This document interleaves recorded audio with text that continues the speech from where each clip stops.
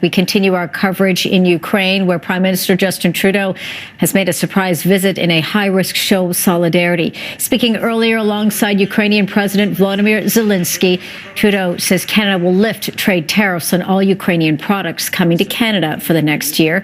Ottawa is also imposing new sanctions on 40 Russian individuals and 5 entities, and Canada will give Ukraine more support to defend itself.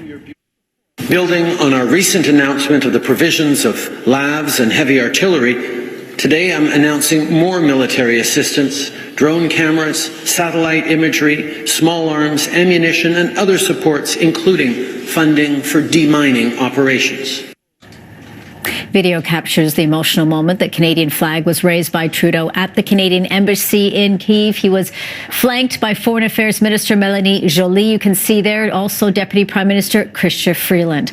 The flag originally taken down on February 13th. Marcus Kolga joins me now. He's the founder of Disinfo Watch. Outside there, Marcus, I know you're in Toronto in front of the Russian consulate. We know that many have gathered there. Your thoughts here on this surprise visit by the Prime Minister today?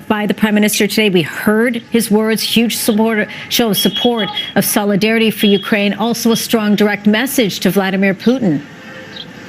You're absolutely right. This is a very powerful demonstration of confidence in the Ukrainian government and its ability to defend itself. The fact that Canada has decided to move its embassy from Lviv in the west back to Kiev also demonstrates that confidence, and I think can provide a real morale boost for Ukrainians. So all in all, a very good day, I think, for Ukraine and certainly for Canada insofar as its response to the Russian invasion in Ukraine. Where you are today, Marcus, I know you're going to be speaking at this event taking place a day ahead of where celebrations will be happening in Russia, May 9th, Victory Day for them.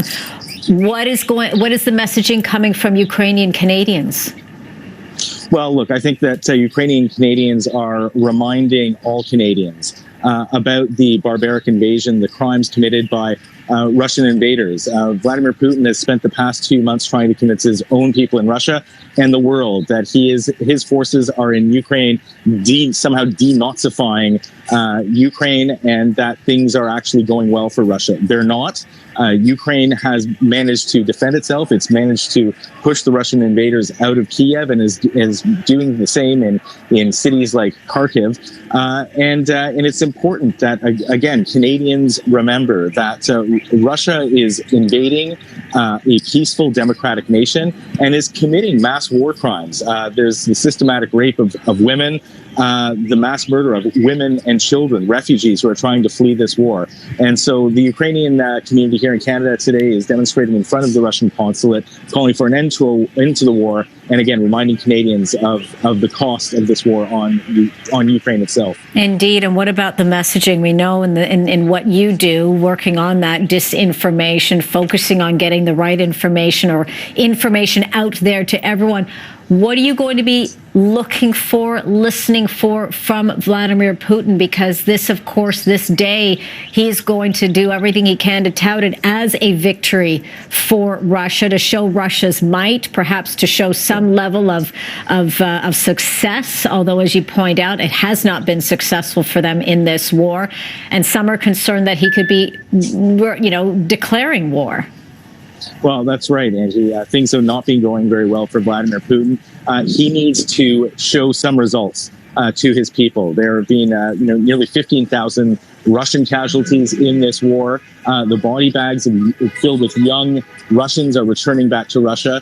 So Vladimir Putin needs to show that he is making some progress. And so there's speculation that some of the several thousand Ukrainian civilians who have been literally kidnapped from places like Mariupol. There's speculation that some of them may be dressed up in Ukrainian uniforms and marched around Moscow tomorrow as trophies of Vladimir Putin's war. Mm-hmm. He may declare some sort of form of victory, and you're right, he may declare another offensive somewhere else, perhaps in Moldova, Transnistria, someplace like that tomorrow. So we should keep a very close eye on what Vladimir Putin says tomorrow. I know you've got to go. We're out of time here, but very quickly, the response on the international community, what we heard so far, we've heard from G7 leaders that focus on Russian energy and oil, more sanctions being put forward. Some very important sanctions being put forward, especially by the United States. Hopefully Canada will join in on some of those sanctions, including sanctions on Russian state media. This is Russian language state media that's broadcast in the US, in the UK as well. The UK moving in a similar direction.